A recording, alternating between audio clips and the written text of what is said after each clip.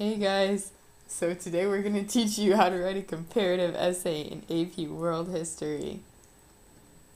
So first, here's the basics. The comparative essay is the second part of the AP exam, and in a comparative essay, you're going to determine the similarities and differences on two topics.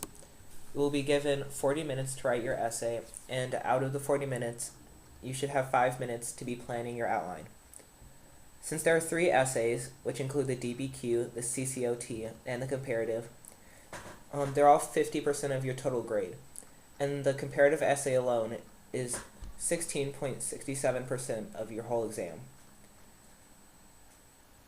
If you're given a multiple list of topics, then you can just pick 2 that you know the most about and show the most obvious similarities and differences so that you'll have enough information to support your claims. And here's the rubric. So you'll need 2 direct comparisons. One comparison will only give you partial points. You have to address all parts of the question to get full points. You will need an acceptable thesis to address the comparisons or the theme. You must analyze the reasons for the differences, similarities in the direct comparisons. You will have to fully support the thesis with evidence. Partially doing so will only give you partial points as well. If you have any extra information, then it will go into the expanded core and will give you 2 extra points. There's a total of 9 points, but you'll need 7 to get a perfect score. The other 2 go towards the expanded core. For the thesis, your thesis should be in the beginning paragraph, but it doesn't have to be your very first sentence in your entire essay. The main comparisons that you're going to make will each be in your body paragraphs. Throughout your entire essay, you need to address every single part of the question completely, thoroughly, and analyze your comparisons in the body paragraphs. Evidence it could be after your thesis and throughout the essay, and expanded core points can be anywhere. Okay, so here are some good and terrible attempts. So let's say we're given Buddhism and Christianity, and you have to compare their beliefs. A good example of a thesis would be, although the peers of both Christianity and Buddhism have one founder in which they follow, their means in salvation practices and their life after death differ. A bad example would be some similarities and differences between Buddhism and Christianity are. You never want to repeat the question in your thesis. A good example of a body paragraph for this prompt would be, in Christianity, their life after death and their means of doing so differ from Buddhism. Christianity believes that after people pass, they either go to heaven or hell, in which they live there forever. On the other hand, Buddhism believes that people go through a rebirth until they hit nirvana. The important part of body paragraphs is explanation. You need to substantiate your evidence with direct comparisons, and a bad paragraph just restates the prompt that you're given, not necessarily explaining why. Okay, so here are some prompt examples. One example would be to compare and contrast trade of 2 of the following: Silk Road, Indian Ocean Maritime, and Trans-Saharan Africa.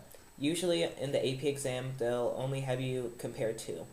So first I would organize my response by making a chart, and I would list everything I know about them, the similarities and differences, and if you come across a difference, you just place it in the chart that marks one title, the other title, and a section for both.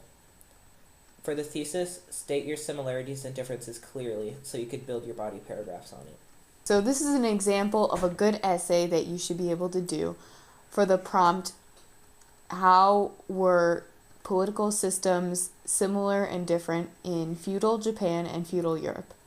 So your first paragraph would go something like this. Feudalism took hold in areas of the world that lacked a strong center of political control and unity. Both Western Europe and Japan had fallen into a state of political fragmentation before the era 1000 to 1500 CE. Unified rule and cultural achievement, like Western Europe had seen under the Roman Empire and Japan during the Heian era, vanished, and an intricate system of socio-economic ties replaced the well-organized bureaucracies. Therefore, in both Western Europe and Japan, lords or shoguns replaced kings or emperors as those in control. Yet the ties of loyalty from vassal to lord were strengthened by written documents, whereas samurai oaths were held in place by a strict code of honor to the point of death.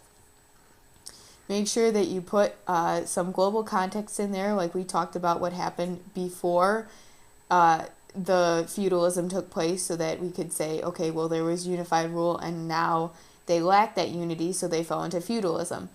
And then for the thesis, which was the last sentence of the paragraph, I directly stated that I was going to talk about how lords or shoguns replaced emperors and the ties of loyalty between the vassals and the lords, and there were written documents in Europe versus there were just strict honor codes in Japan. Essay example part 2. This will be your second paragraph, and it'll include the first similarity or difference.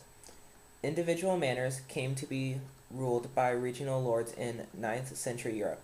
Similarly, samurai who had sworn their allegiance to the shogun had control over the land they lived on.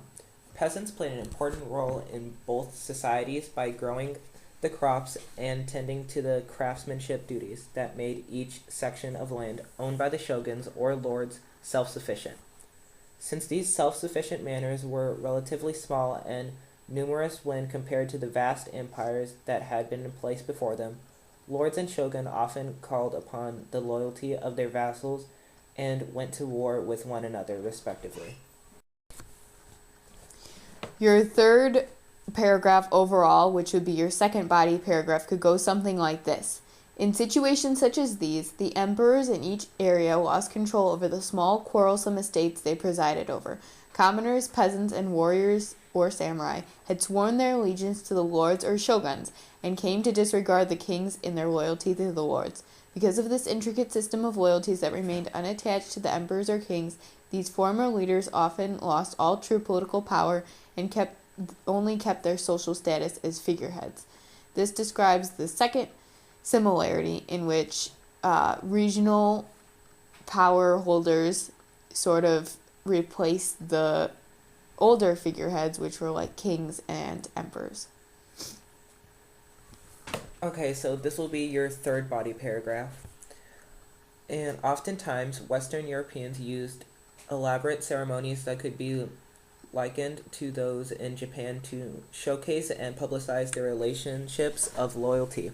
Yet Europeans developed the habit of keeping written records as a means of cementing the bonds between vassal and lord. Both Europeans and Japanese feudal systems had honor codes, like the Knight's Code of Valor and Chivalry and the Japanese Code of Bushido, or the Way of the Samurai. However, Bushido connoted a much more strict code of loyalty than that of the European knights, where a samurai would choose to commit a suicide by disembowelment, called seppuku, rather than risk losing their honor. The next paragraph would be your concluding paragraph, or your fifth paragraph overall. It would just restate your thesis in a paraphrased way, just to tie up all the loose ends and make sure that the ideas stated in the thesis are clearly summed up. A number of similarities between the feudal systems of Japan and Western Europe existed in the time of 1000 to 1500 CE, including peasant agricultural duties and loyalty to lords and samurai as opposed to kings and emperors. Yet one of the most important differences that affected later development of both of these civilizations was the use of written records that solidified feudal agreements in Western Europe, while Japanese samurai pledged a strict code of honor alone. So, this is how you can write a good comparative essay. I hope you enjoyed this video. Have a nice day.